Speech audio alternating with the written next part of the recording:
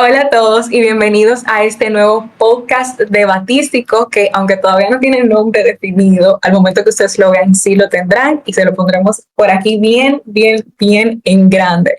Pero independientemente de eso, queremos darles la bienvenida porque este es un proyecto que nace de nuestro corazón para inspirar. ¿Y para inspirar cómo? Conociendo la trayectoria y la perspectiva de debatientes que tienen más trayectoria y experiencia en el circuito, que muchas veces se pueden sentir como personas lejanas, aquel que campeonó 3 veces en el Mundial de Debate, pero ¿qué hay detrás de esa persona? ¿Qué hay detrás de esa preparación? ¿Cuáles son las opiniones de esa persona en algunos aspectos del circuito? Todo eso y más estaremos conociendo en esta primera temporada del podcast. Y qué mejor manera de iniciar que como lo haremos hoy, pero no estoy sola. ¿Me acompaña?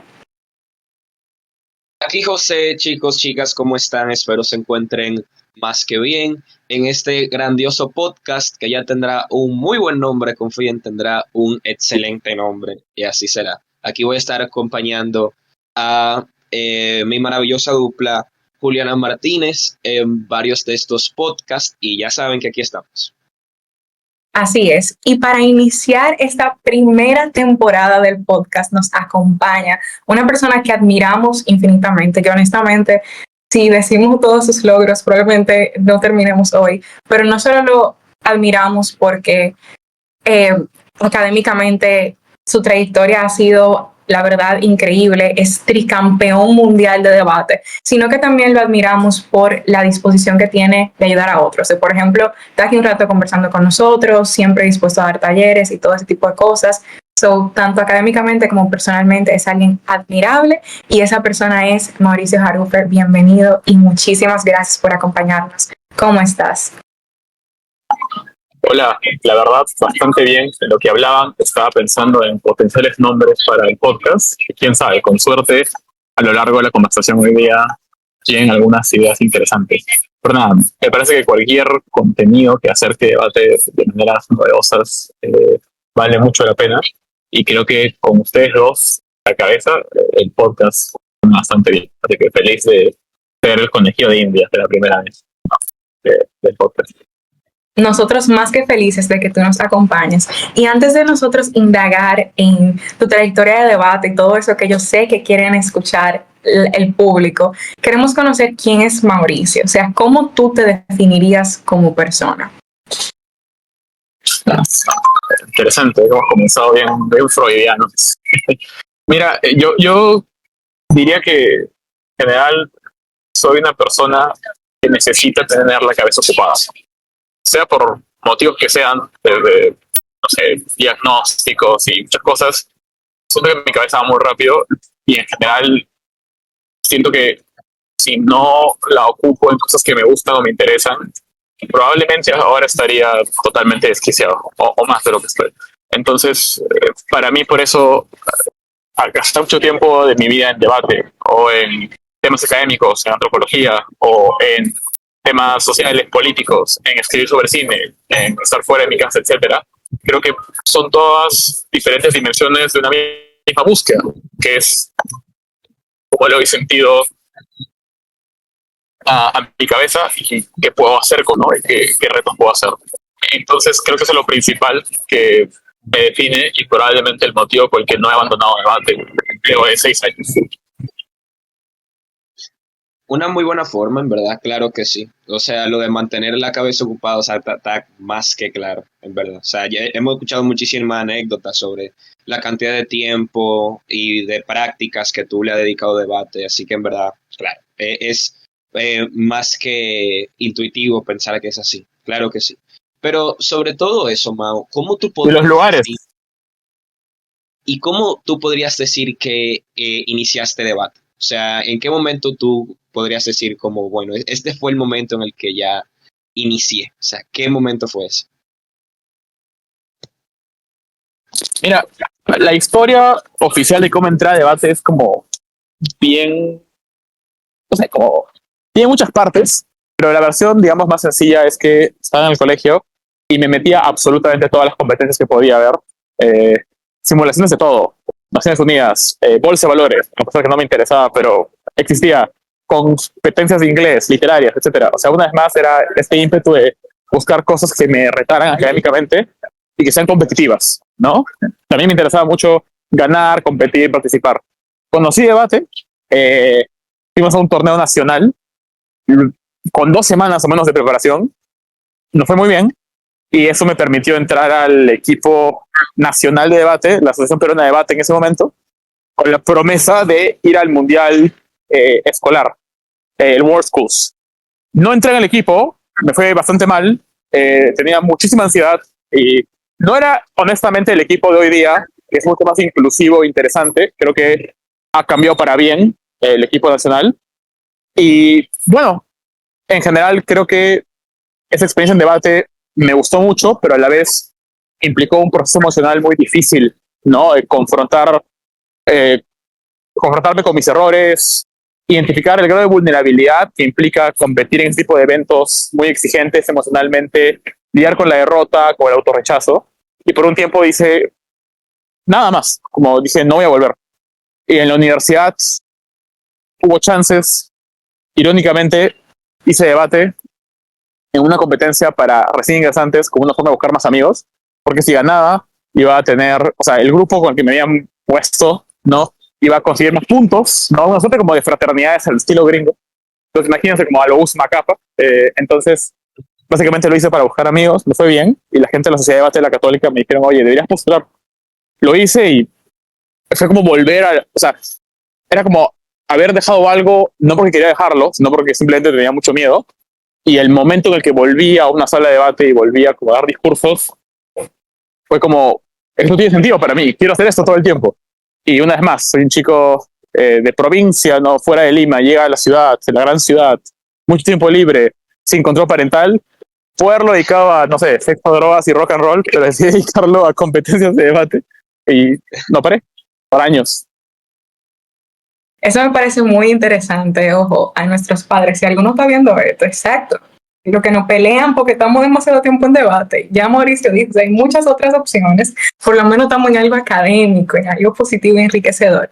Pero la verdad que esa respuesta, Mauricio, me parece bastante interesante porque eso que dices de que al inicio, o sea, no fue algo súper lineal, de que tú entraste a debate y ya, y todo fue color de rosas, y escalaste y te volviste campeón mundial, no, sino que hay desafíos en el camino, hay momentos donde incluso pensaste dejar debate, incluso, o sea, te sentiste emocionalmente tal vez vulnerable ante algunas situaciones que se pueden presentar, y eso quiero enfatizarlo porque cuando tal vez las personas que tienen menos experiencias, que son nuevas, o ni siquiera que son nuevas, que ya tienen tiempo, se encuentran con estos desafíos, es importante que sepan que no están solos y que no son los únicos y que eso es lo que pasa en la generalidad.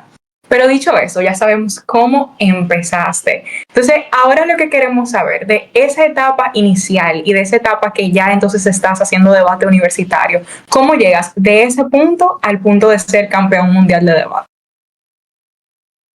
Es interesante porque yo no creo que hubo alguna suerte de punto de quiebre. O sea, no, uno cuando quiere narrar su vida, uno recurre a los mecanismos clásicos como el camino del héroe, con el clímax y el gran conflicto y la resolución.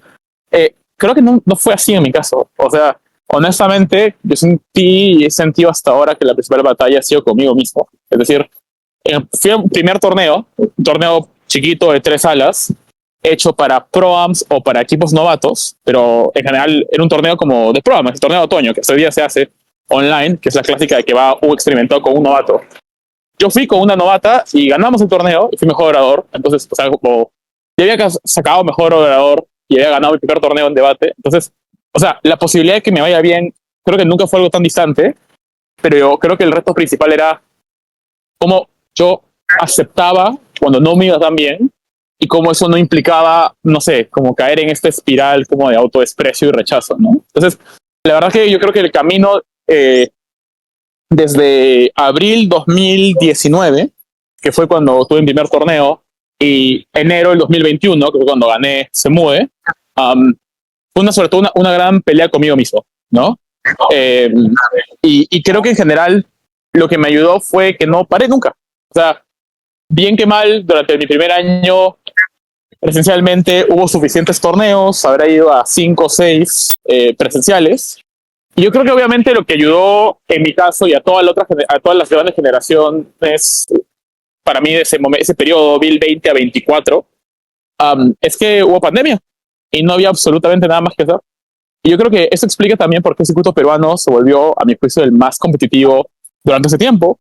Y es porque Perú fue el país que tuvo la cuarentena más larga, al menos de la región, que yo sepa, y una cuarentena particularmente larga. Entonces yo creo que lo que explica, de forma muy sencilla, porque a mucha gente de Perú le empezó a ir muy bien en el Mundial, por ejemplo, la Católica, porque teníamos mucho más tiempo libre y no hacíamos otra cosa que debatir todo el tiempo. Entonces, pero obviamente, cada torneo era la misma experiencia. Era levantarme un viernes sábado con una ansiedad enorme de sentir, y si meto la pata, y si me va muy mal en el torneo, hasta el domingo, que cerraba el torneo con la misma ansiedad súper fuerte de ver resultados, ¿no? Pero era una experiencia estimulante. O sea, todo el tiempo había una emoción fuerte. Y para mí esa búsqueda de emociones fuertes, y obviamente la seguidilla de buenos resultados, de campeonatos, de mejores oradores, me decía en otras palabras, sigue en esto. Entonces, en verdad, yo creo que fue más el meterme de lleno al circuito y no parar antes que un camino con etapas más concretas, ¿no? Digamos.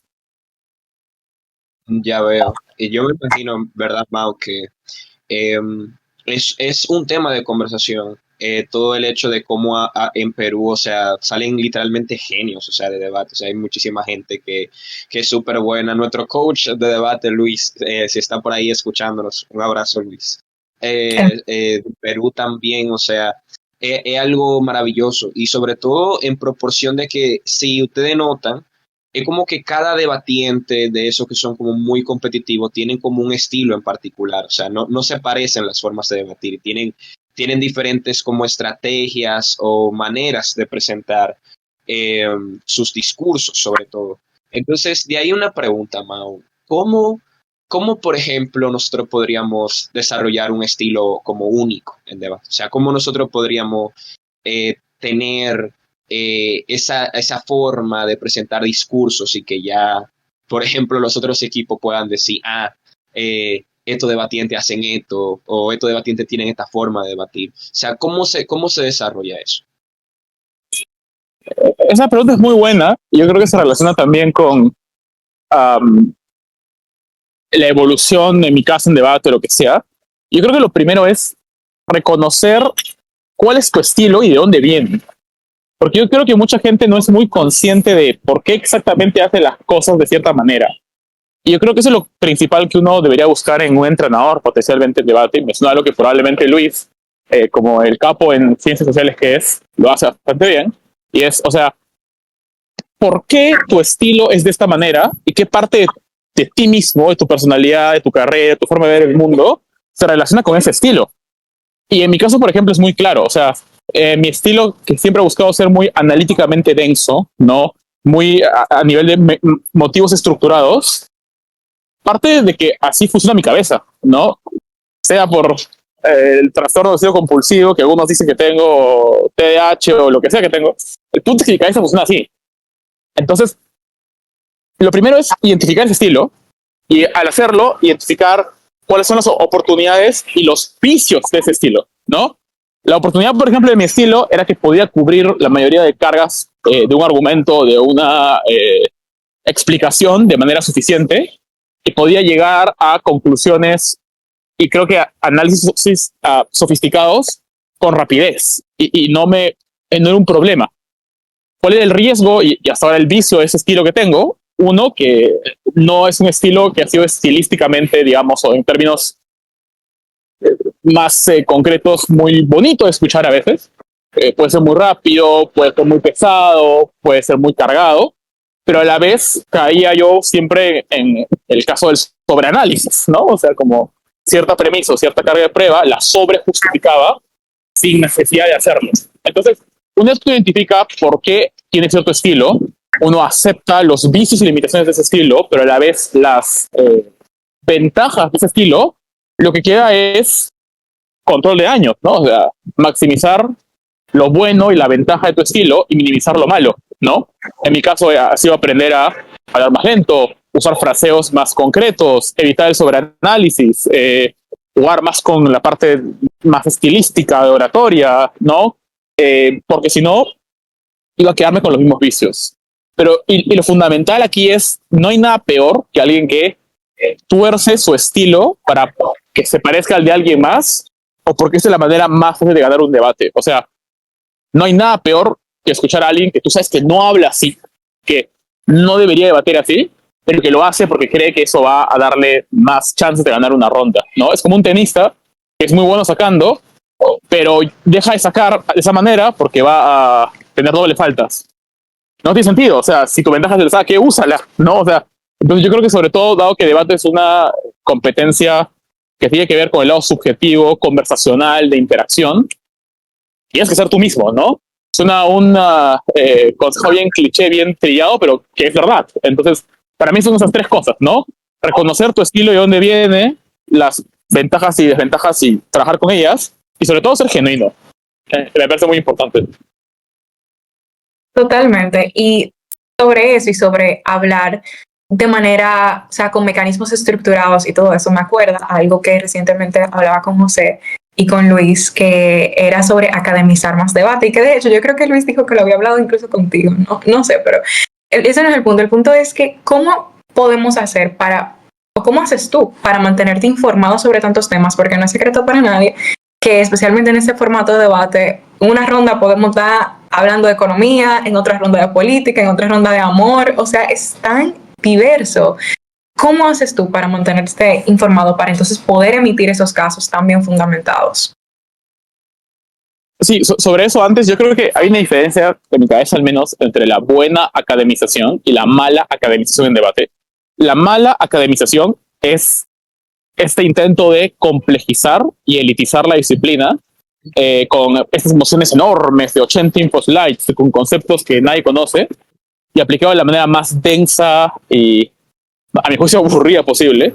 Y es como decir, ah, mira, leo cosas, soy chévere. Y es como, a mí en lo personal no me gusta esa forma. Para mí, la buena academización es cómo proceso esta información y cómo la convierto en un material que alguien promedio en la calle escuche y dice, oye, sí, pues tienes razón, ¿no? O algo que de alguna u otra manera está muy pegado a la realidad, o sea, son argumentos que están pegados a lo que sale en un paper, en una teoría, lo que diría alguien experto en el tema, pero sin perder la esencia competitiva y de persona promedio que tiene debate.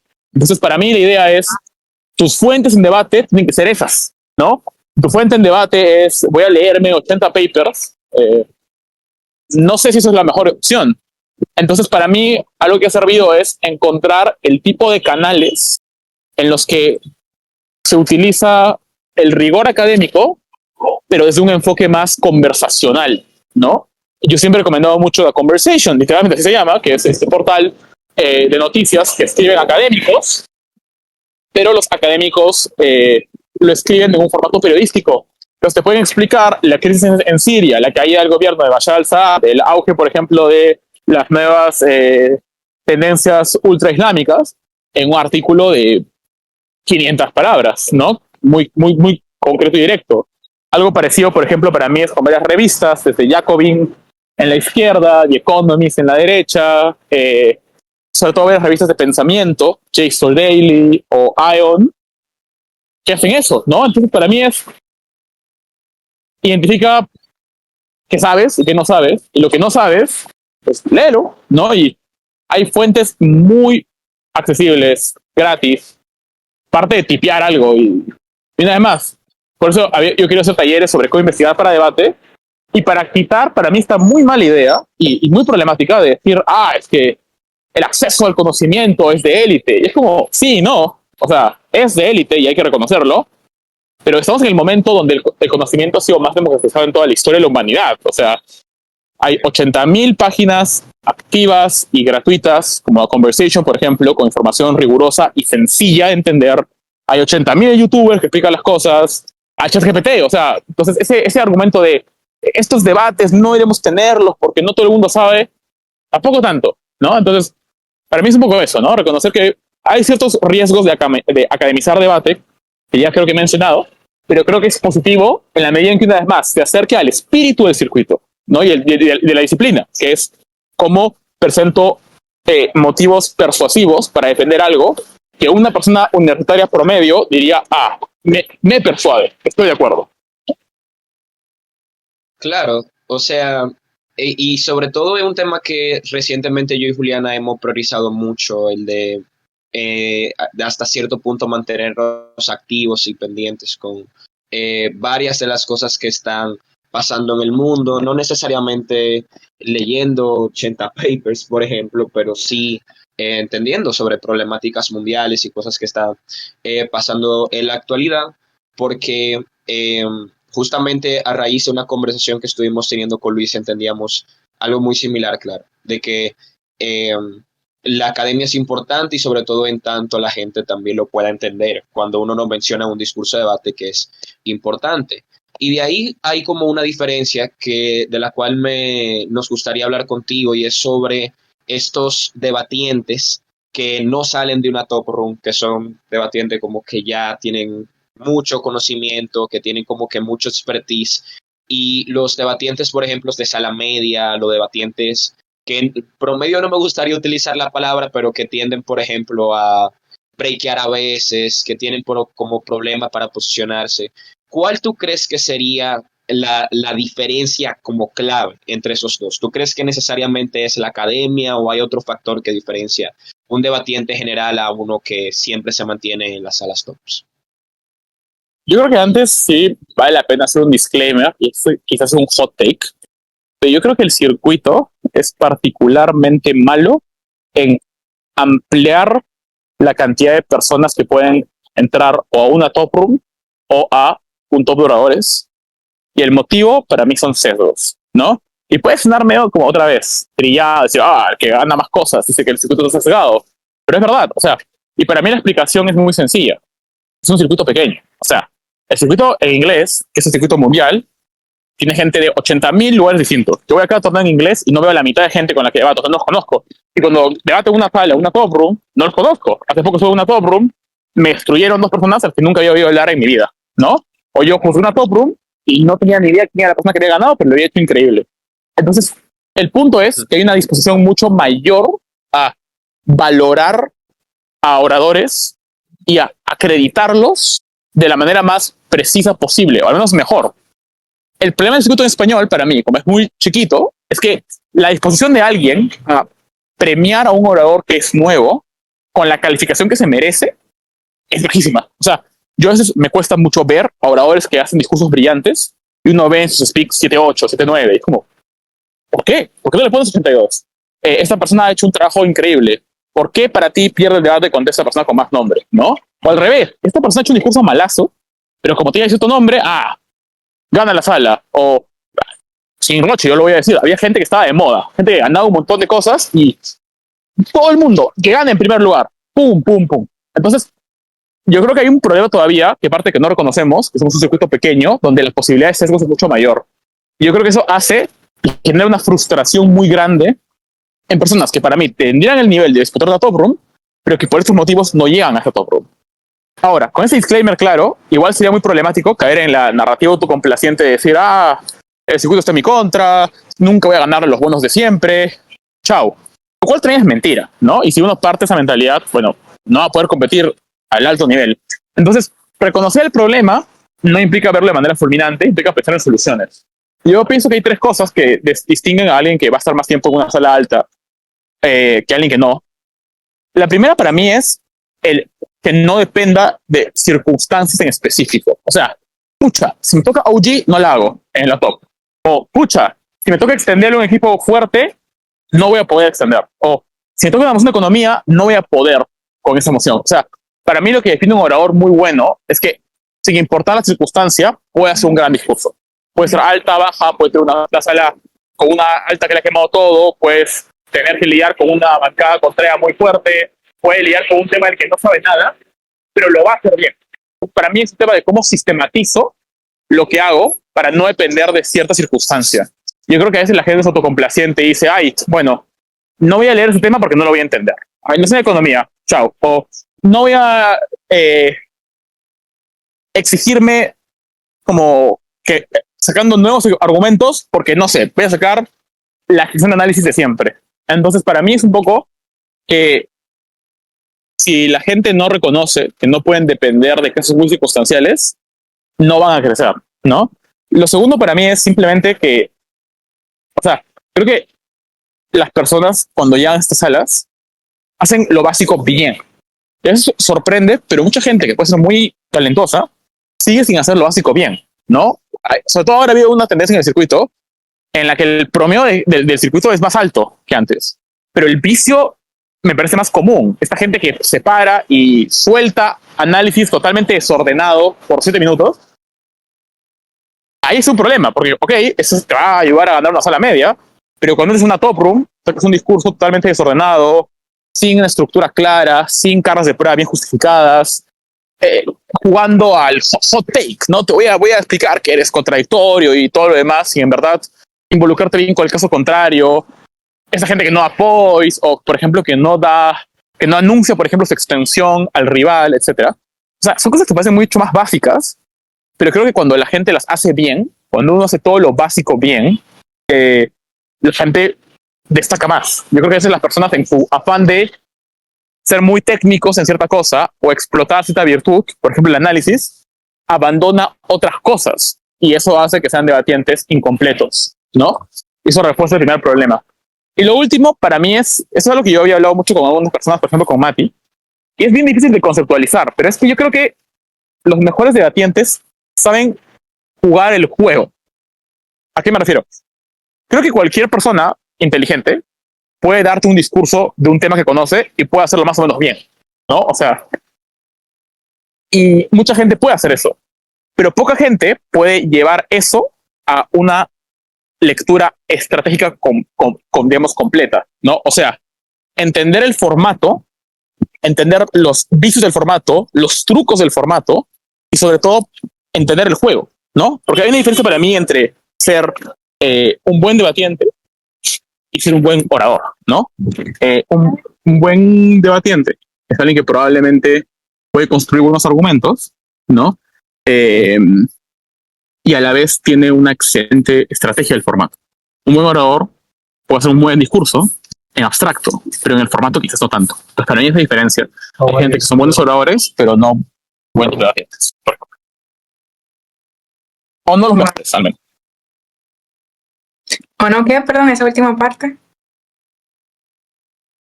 Claro, o sea, decía como, creo que hay mucha gente que pueden ser muy buenos oradores, pero no son buenos debatientes. O sea, pueden construir grandes cosas, buenas ideas, pero no le entran tanto al juego, digamos, ¿no? Y para mí la única manera de hacer eso es, bueno, preguntarte cómo son los debates, por qué estoy perdiendo, por qué estoy ganando, o sea, hacer preguntas mucho más de estrategia que hace la gente simplemente no sé. Y a veces hay ciertos límites que uno no puede hacerlo al nivel que quisiera, pero intentarlo para mí marca la diferencia. Excelente respuesta, la verdad. Yo estoy aquí tomando nota porque sí, hay que saberle al juego. Creo que es una muy buena manera de explicarlo. Y quisiéramos profundizar un poquito más, ya que nos dijiste cuando estábamos fuera de aire que podemos preguntar de cualquier cosa. Y vamos a aprovechar, claro. Vamos a aprovechar eso. Y te vamos a preguntar, ¿cuál tú crees que son los, vamos a llamarle aspectos de mejora que tiene el circuito? O sea, ¿cuál tú crees que son las principales deficiencias que tenemos que trabajar con un circuito para poder mejorar? Podría decir muchas, pero yo voy a quedarme con 3. La primera es que yo creo que los torneos tienen que mejorar en la calidad. Y yo creo que aquí hubo toda una discusión sobre, pero es que hay que limitar la cantidad de torneos versus, no, hay que generar competencia. Yo creo que la discusión va más allá de eso. Es el modelo de torneos que tenemos hoy día es el mejor modelo posible. Y yo creo que no. O sea, un modelo de torneos que depende de que personas de buena voluntad juzguen o que haya gente que dedique su tiempo a juzgar gratis o crear una carrera después mal remunerada y mal reconocida, es un modelo de torneos total y completamente sostenible. Y eso hace que tengamos escenarios como este año, donde hay una enorme cantidad de torneos cancelados. El motivo es porque eran torneos que no ofrecían la mejor calidad académica, que se pisaban entre ellos, y es la idea de vamos a hacer un torneo porque era hacer un torneo. No digo que esté mal, no hay que prohibirlo, pero ¿es el tipo de torneos que más queremos? Yo creo que no, o sea, no es por tirarse flores, pero cuando creamos el Tipeee, hace como 4 años, vamos a cobrar y vamos a poner IAs.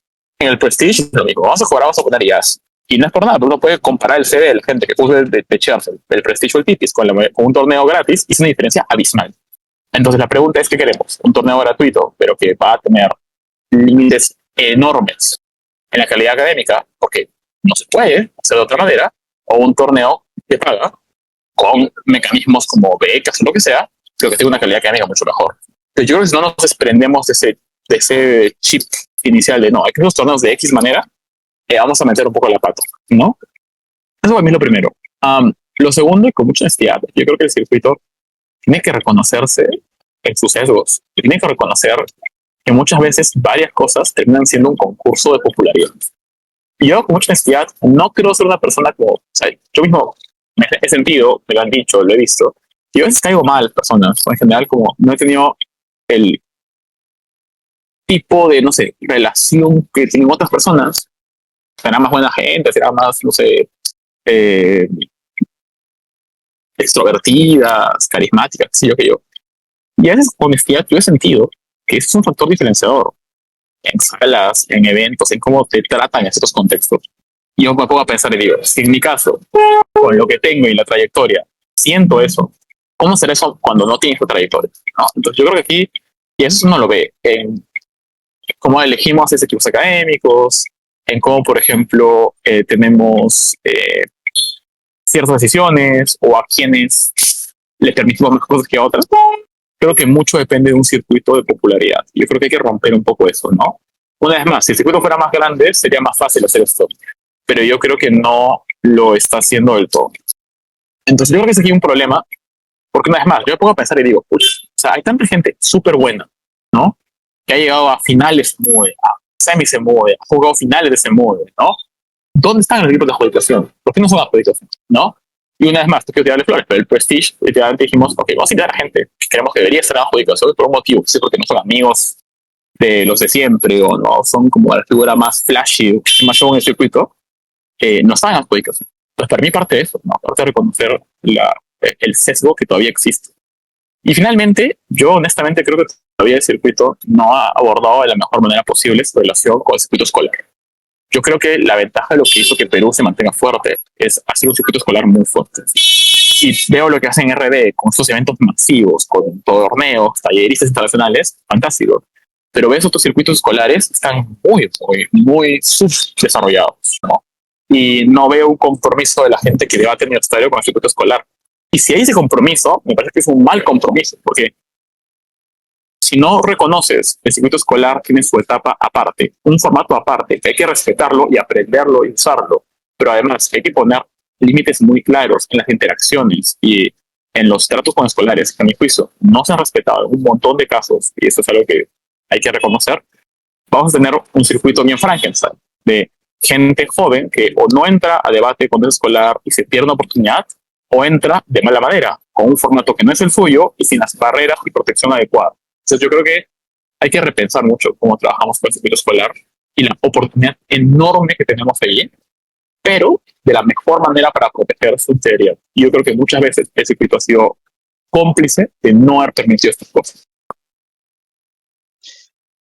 El apoyo a los escolares es algo que, gracias a Dios, es un problema que no tenemos tanto en RD, porque, o sea, desde el ministerio se le da cierto seguimiento, pero, o sea, claro, había escuchado comentarios incluso de ciertas personas acerca de estas dinámicas que son muy diferentes en el acercamiento con los debatientes del circuito escolar. Es un problema que claramente, claro, o sea, entenderíamos.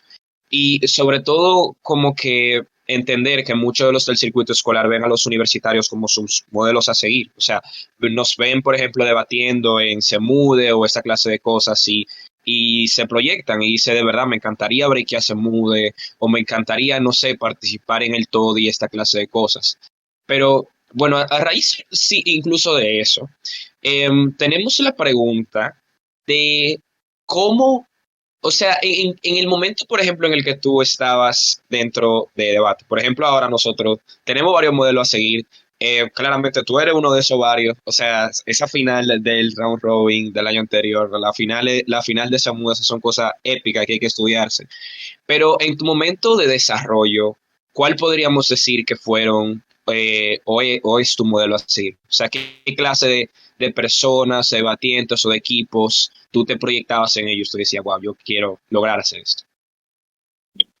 Es bien raro porque yo siento que por mucho tiempo no tuve un modelo muy marcado y creo que no lo tuve porque creo que tuve la gran ventaja, el privilegio de estar en la etapa del circuito que yo creo que ha sido la mejor. Y yo creo que es como un modelo a seguir no es alguien que ya se retiró y estaba casi grado. No, tu modelo a seguir es la persona que con la que compites cada semana. Y para mí era ver cada semana gente como Mati, como vos, Amadeo, Fabián, etcétera, Jessica, hasta qué sé yo. O sea, como, y ver de cada uno de ellos cosas muy particulares y reconocer en lo que son mejores que tú. ¿No? O sea, uno piensa en la forma en que, por ejemplo, Mati utiliza el estilo de retórica y un análisis del debate increíblemente profundo.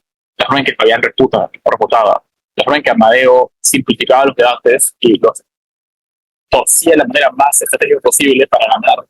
Y que fue de una manera muy limpia. Y dices, wow, qué chévere. O sea, como, yo no voy a hacer esto a tu nivel. Y creo que ese reconocimiento al rival, ¿no? Es muy bueno. Con mucha honestidad, porque sobre todo este se mueve y la carrera se mueve, noté algo distinto. Noté que a veces entre algunos, yo sentí eso, por ejemplo, en mi caso, era como, no te admiro, sino que te resiento, o no te admiro, sino que quiero tumbar. Yo creo que cierta humildad competitiva y reconocer que hay rivales buenísimos y figuras a las que uno debe admirar sanamente, me parece que es lo mejor.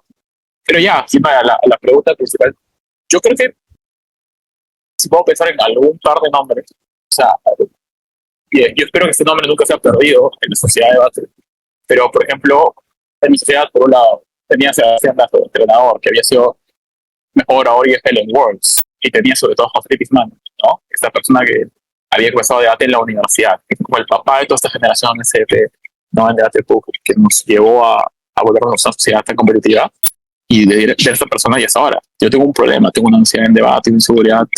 Hace unos meses, antes de se mueve, le escribí a Tipi, como le decimos.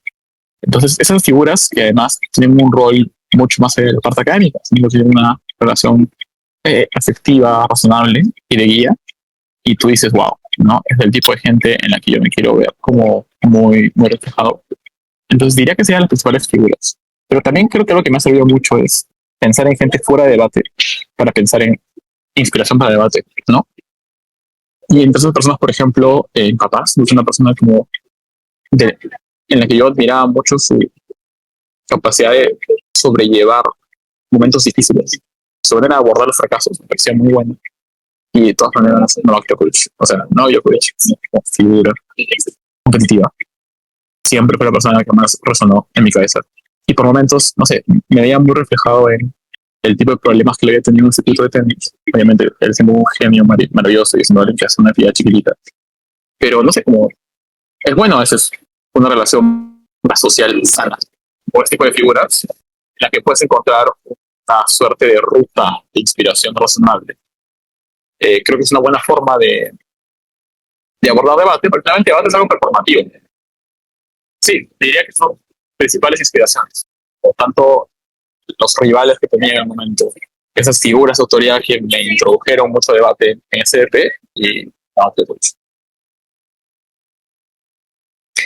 Súper interesante. Y wow, tenemos tantas preguntas. El tiempo no nos va a dar para hacer toda la pregunta que tenemos, pero queremos finalizar con ya dos preguntitas que no podemos dejar fuera. Y esta es una pregunta que, o sea, de verdad yo necesito, Mauricio, que tú nos ilumines, o por lo menos que tú me ilumines.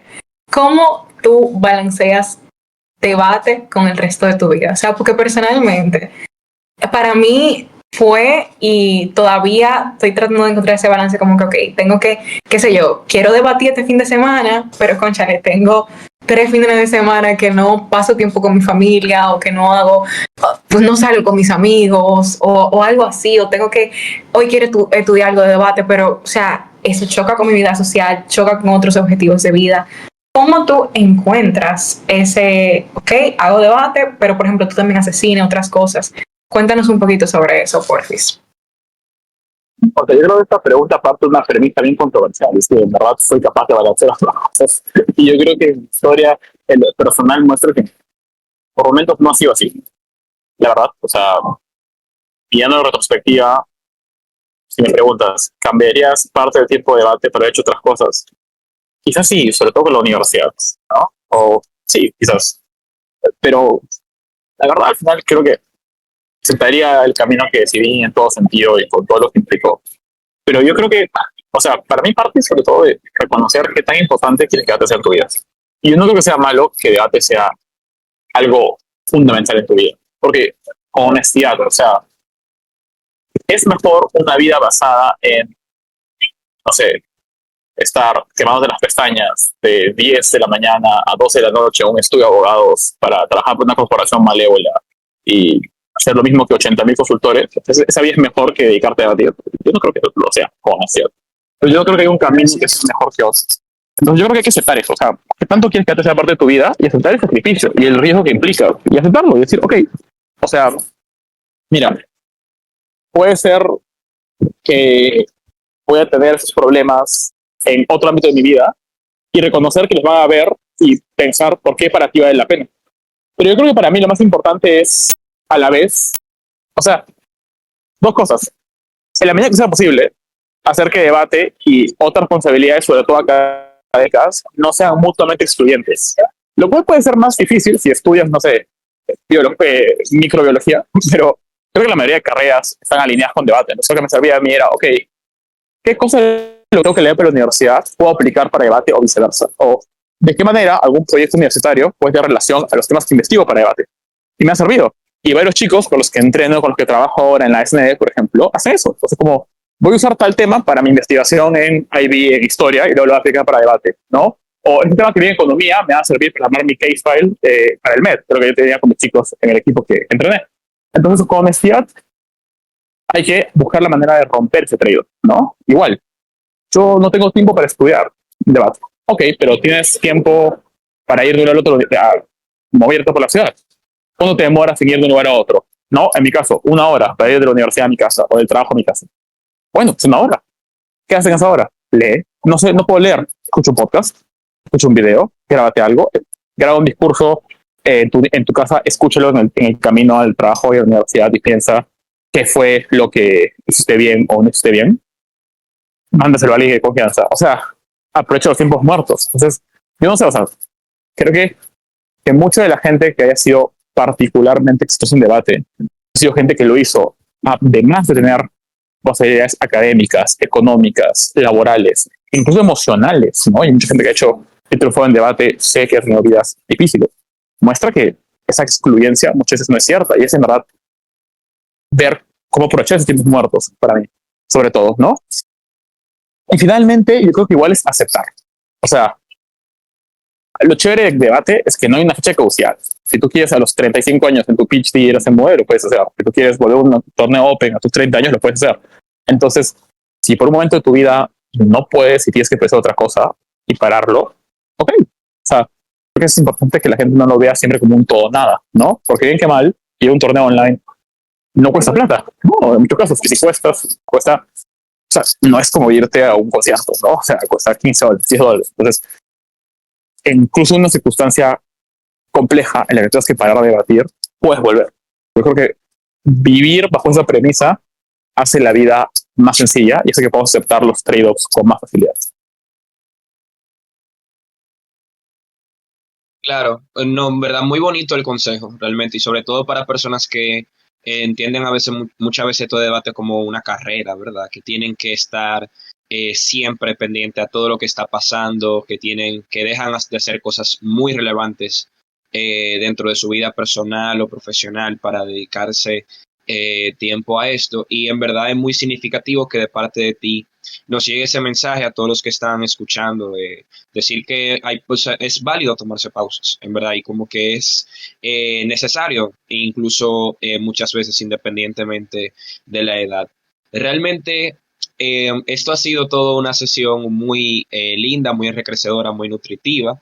Y queríamos cerrar ya, o sea, Juliana me estaba diciendo, cierra, ya vamos a cerrar, pero, o sea, queríamos cerrar con una pregunta en particular que creemos que sí es como muy importante.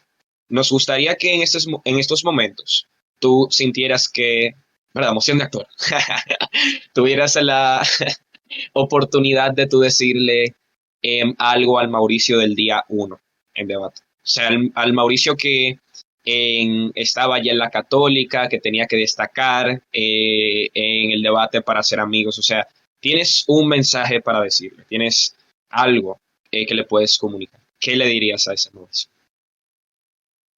Le diría que compre acciones en IA, pero más allá de eso, le diría con honestidad que vale la pena. O sea, que vas a tener ataques psicóticos, crisis de ansiedad, cuadros depresivos, momentos autodestructivos, funas inventadas, gente que te odia, muchos problemas, pero que vale la pena. O sea que de aquí a 5 o 6 años, cuando veas lo que has hecho, cuando veas que lo hiciste con el corazón, sobre todo, que le diste todo en una actividad que te apasionaba y que le dio sentido a tu vida por mucho tiempo y lo sigue haciendo, vale la pena. Eso. Bueno, muchas gracias, Mauricio, porque yo sé que ese consejo más allá va a llegar a cada persona que esté escuchando esto, y de verdad que te agradecemos por tu tiempo, por estar aquí con nosotros, porque sabemos, señor, Mauricio tiene algo de cine, entregó su tesis hace poco, o sea, entre tantas ocupaciones, sacar ese tiempito para nosotros y para todo el circuito que esté escuchando es algo que valoramos mucho, así que te lo agradecemos. Y nada, a ustedes que están viendo este episodio, que lo vieron hasta el final, muchísimas gracias por quedarse con nosotros. Suscríbanse a YouTube, pongan en los comentarios si tienen alguna otra pregunta para Mauricio, para una parte 2, algo así, o a quién les gustaría ver próximamente en el podcast. Y nos vemos en un próximo episodio. Bye bye.